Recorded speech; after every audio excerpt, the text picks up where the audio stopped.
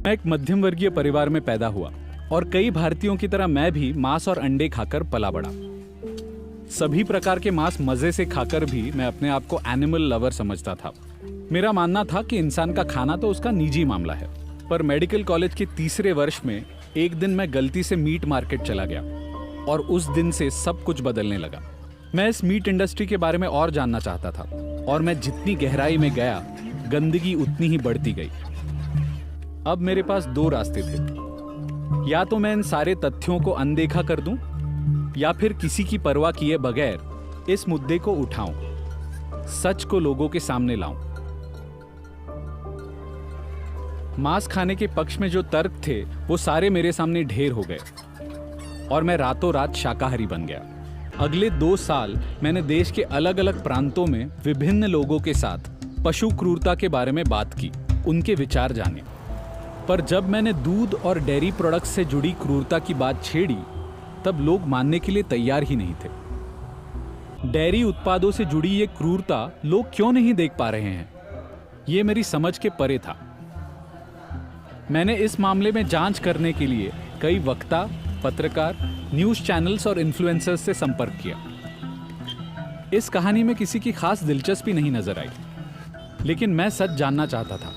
USDA की report के अनुसार 2019 में भारत ने गाय और भैंस का कुल 16 लाख टन मांस निर्यात किया, लेकिन भारत सरकार द्वारा जारी किए गए आपेड़ा के आंकड़े केवल भैंसों के मांस का निर्यात दर्शाते हैं। 2020 में एक्सपोर्ट के लिए करीब 95 लाख भैंसों को मारा गया, लेकिन उसी साल हमारे अपने देशवासियों को मांस खिलाने के लिए कुल 2 करोड़ 25 लाख गाय और भैंस मारे गए।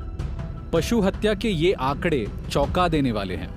अगर मनुष्यों की आबादी से तुलना की जाए तो भारत में हर साल उतने ही गाय भैंस कटते हैं जितने मुंबई, पुणे और हैदराबाद शहरों में कुल मिलाकर इंसान रहते हैं। आज बीफ एक्सपोर्ट के क्षेत्र में दुनिया के प्रमुख देशों में भारत का भी नाम शामिल है और हमारे आंकड़े साल दर साल बढ़ते ही जा रहे हैं। पश्चिमी देशों में इंसान और गाय का रिश्ता केवल आर्थिक रहा है। इसकी शुरुआत होती है कृत्रिम गर्भाधान की प्रक्रिया से। जब बछड़े का जन्म होता है तब उसे तुरंत अपनी मां से अलग कर दिया जाता है।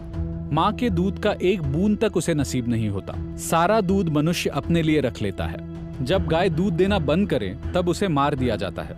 अगर बछड़ा नर हो तो उसे व्हील मांस या मुलायम चमड़े के लिए मारा जाता है, या फिर उसे बीफ फार्म पर खिला पिलाकर बड़े होने के बाद काटा जाता है। अगर बछड़ा मादा हो तो वो बड़ी होकर अपनी मां की जगह ले लेती है और ये चक्र ऐसे ही चलता रहता है। दूसरे देशों के डेयरी उद्योग में ज्यादातर गाय का इस्तेमाल होता है, लेकिन कभी कभी भैंसों का भी उपयोग किया जाता है। कई बार इनके नर बछड़े नदी में फेंक दिए जाते हैं, सिर्फ इसलिए कि वो दूध नहीं देते। मुझे ऐसा लगने लगा कि डेयरी फार्म्स और कसाई खानों का कोई करीबी रिश्ता है। जवाब की तलाश में हम ऐसे ही एक डेयरी फार्म पर जा पहुंचे, जहां गाय और भैंस आमतौर पर पाए जाते हैं। फार्म की दशा बेहद भयानक थी, वहां काम करने वाले लोगों के लिए और उससे भी ज्यादा वहां रहने वाले पशुओं के लिए। डॉक्टर होने के नाते मैं ये कह सकता हूं कि ये स्वास्थ्य और पर्यावरण के लिए बिल्कुल अनुचित है, और डेयरी फार्म्स का निरीक्षण करने पर स्थिति लगभग वैसी ही नजर आई। एक थन उसके हस्ते 3 थन आपको दूध निकालना, ऐसा रहता है। कितने साल रखते हैं आप उसको? कितने बार प्रेग्नेंट होने? 4 या 5 बार। 4 या 5 बार।